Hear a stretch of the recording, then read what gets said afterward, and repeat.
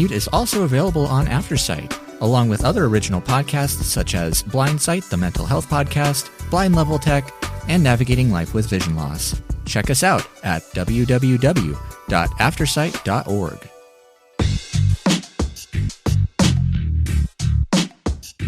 Okay, so this is my recording on the DJI Wireless 2 Go microphone set. I'm going to enable the noise cancellation mode, so you shouldn't hear this heater anymore.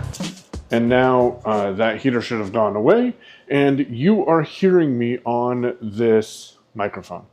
So the DJI Wireless 2 Go microphone comes in a leather case, well, fabric-ish case, with a metal box that charges the 2 transmitters and 1 receiver that come in the set. The fabric case also contains a clip that clips onto the top of the transmitters, because the transmitters have microphones built into them, and provides a windscreen that's available for you to use. The DJI Wireless 2 microphone set does have 3 buttons on the transmitter itself. On the left side, you'll feel a USB-C port. This allows you to charge the device and to get files off the device when needed. Directly below the USB-C port is a record button. You can use this to record locally to the device, and pressing and holding it has additional functionality as well. On the right side of the device, you'll feel 2 buttons. One is a sync button. This allows you to sync the transmitter with a receiver, or put the transmitter into Bluetooth mode to Bluetooth it to a device as well. Directly below the sync button is a power button. You typically won't have to use this button unless you want to power off the device, because when you pull the devices out of the charging case, it automatically powers on. If you want to enable the smart noise cancellation, press and release the power button without holding it, and this will automatically enable that feature. On the back of the transmitter, you'll find a clip that you can press and hold the top part of, and this will open so you can slide the transmitter onto a piece of clothing and clip it in place. There's also a square, very strong magnet that you can slide off of the transmitter and place on the back part of your collar. Then apply the top part of the transmitter to the piece of clothing opposite of the magnet, and it will hold itself in place there. The receiver has a power button on it that you can use to power it off if you need to, but when you pull it out of the case, it will power on automatically.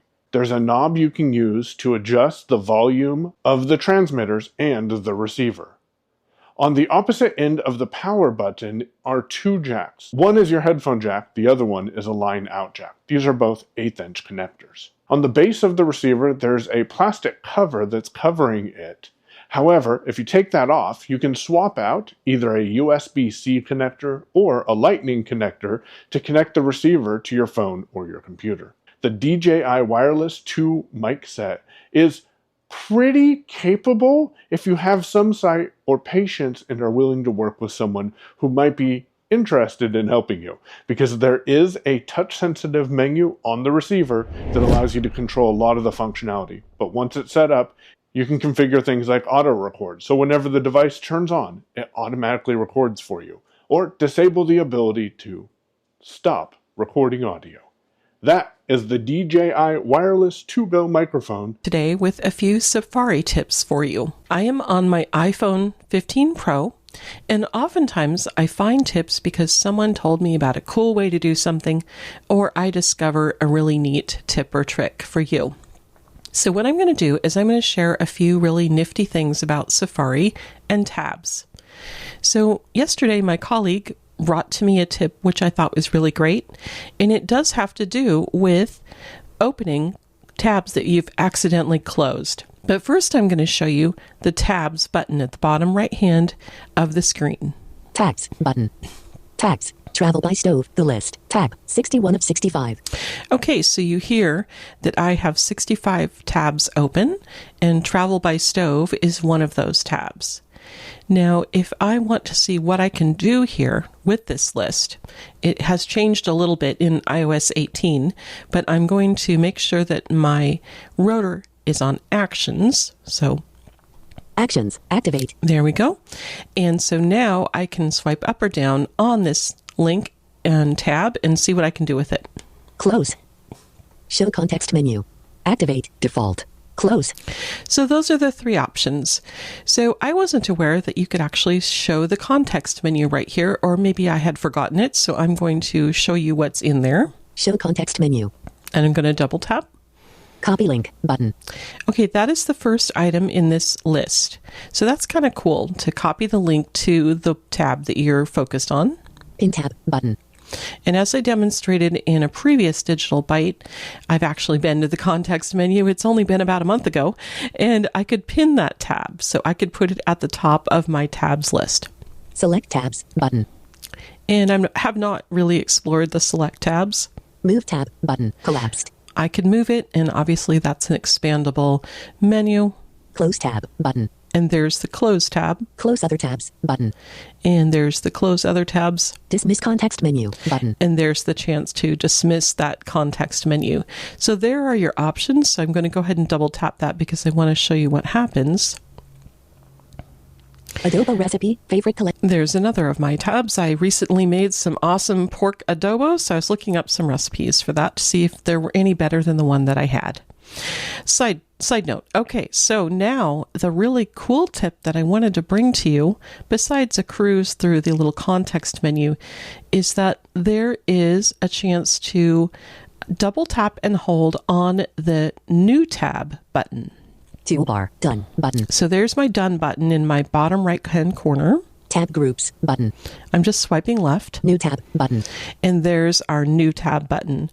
So when I double tap and hold on it, youtube.com/channel/ what I get is about 13 pages of my closed tabs, which is really, really neat because sometimes I go, oh, shoot, I didn't mean to close that tab. How do I get that back? So here's a way that you can do it. So they are listed, I believe, in chronological order of when they were closed. And so the most recently closed tab will be at the bottom. So as I demonstrate, page 12 of 13. There are 13 pages of closed tabs, and they go back a few weeks. I don't know what the limit is. I have no idea, really, but I'm going to do another swipe up with 3 fingers. Page 13 of 13. Okay, now down near the bottom of the list. Event actions. National Day Calendar.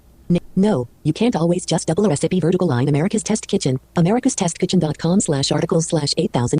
Okay, and so forth. So I was looking up about doubling a recipe, and there's my article in case I closed it and wanted to reopen it again. No, you can't always double a recipe. And so, of course, you're going to have to open these individual tabs, but you can cruise through there anything from you were looking up a tracking number on USPS or UPS or some other mail service, or you were looking up YouTube, and just anything there that you have opened in Safari is available to you with these closed tab list here. So dismiss context menu. If button. I don't want to see that list anymore, there is the dismiss context menu. We'll double tap. Phone case rec. Need one. And now I'm back in my list of tabs. Toolbar. Done button. And now there's the done button at the bottom of the screen. So we'll double tap that. Done. Skip to content. And now I'm back on the website that I was visiting just previous to this. So there's some really great things that you can do with tabs in Safari, and all is not lost if you've accidentally closed a tab. Hey y'all, Marty here, and today I open up settings. You would go to privacy and security, and then you would scroll all the way down to the bottom and go into app privacy report. Once you're in there, you want to turn that on. Then what will happen is you let your phone do its thing and you use your phone as you always would. And in 24 hours, you can go back there and then it will show you all the apps that you're using and what they're accessing, what they're contacting, things like that. So if you want to know all the apps on your phone, what they're doing, this is a great way to do that. I highly recommend turning it on and giving it a try. And then once it's on, just use your phone as always and go back and check it out and see what kind of information it's giving you do it after 24 hours, and then maybe do it after a week, and then maybe do it after a month, and just keep track of what all your apps are doing. And if you want to turn things off, you can do that. At least you have knowledge of what all the apps on your device are doing. So this is App Privacy Report. I highly recommend you check it out.